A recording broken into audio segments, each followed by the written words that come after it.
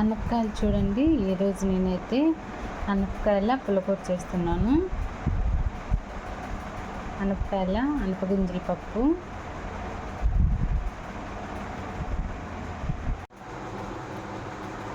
Hello అండి, అందరికీ subscribe to my channel. ఈరోజు నేను పచ్చి అనపగింజల పులకూర చేస్తున్నాను. అందుకు అనపగింజలు వలుచుకొని 2 times వాష్ చేసి ఈ విధంగా ఇట్లా పెట్టుకున్నాను. చూడండి, కుక్కర్లో వేసుకున్నాను.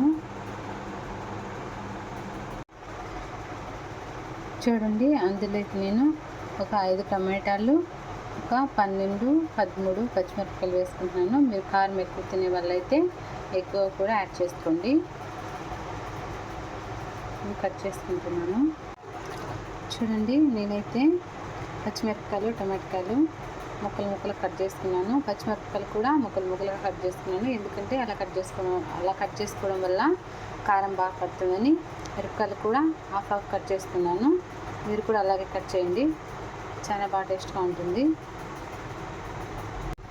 చూడండి, ఇందులోనే నేను ఒక ఎర్రగడ్డ, కొద్దిగా చింతపండు, కొద్దిగా రుచికి తగ్గట్టు ఉప్పు తీసుకున్నాను.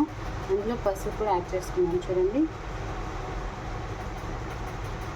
టోటల్ ఇవన్నీ అనపగింజల్లో వేసేసి ఉడకబెట్టాను. చూడండి, అన్ని కుక్కర్లో వేసుకున్నాను. కుక్కర్లో వేసుకొని మనకు 2 విజిల్స్ వచ్చే చాలు. ఎక్కువ వస్తే మళ్ళీ ఎక్కువ ఉడికిపోతాయి. ఎందుకంటే ఇవి పచ్చివి కదా, అయితే ఒక 3-4 విజిల్స్ రావాలి. ఇవి పచ్చివి కాబట్టి ఒక 2 విజిల్స్ వచ్చే చాలు. చూడండి, అందులో 2 glasses వాటర్ యాడ్ చేసుకుంటున్నా.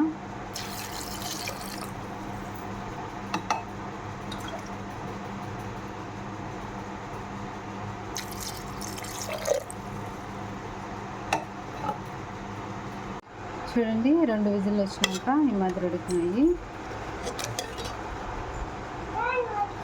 వాటర్ అంత ఎక్కువ లేకుండా బాగా ఉడికినాయి. చూడండి, కుక్కర్ 2 విజిల్లు వచ్చినాక ఈ మాదిరి ఉడికినాయి. చాలా పర్ఫెక్ట్గా ఉడికినాయి. అలాగే పచ్చిమిరపకాయలు, టమాటాలు అన్నీ బాగా ఉడికినాయి. చూడండి,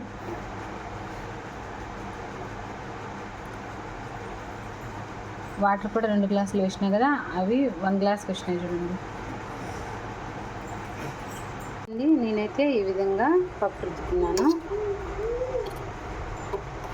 ఎక్కువ మెత్తగా రుద్దితే అంత బాగోదు కాబట్టి ఇలా రుద్దుకున్నాను.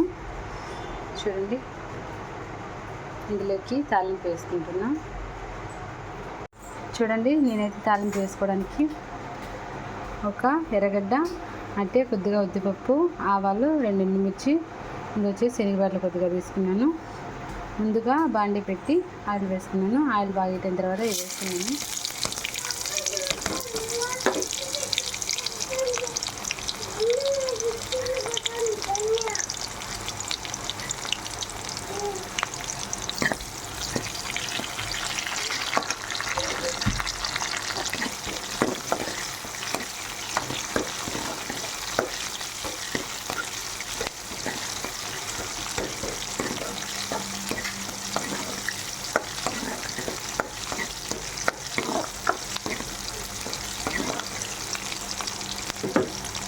చూడండి, కరివేపాకు వేసుకుంటున్నా. ఇది వేగిన తర్వాత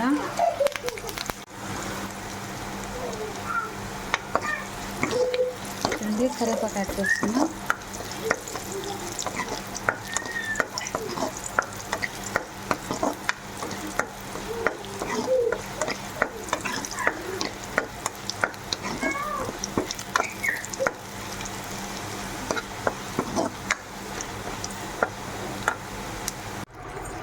చూడండి, నేను తాలింపు వేస్తున్నా.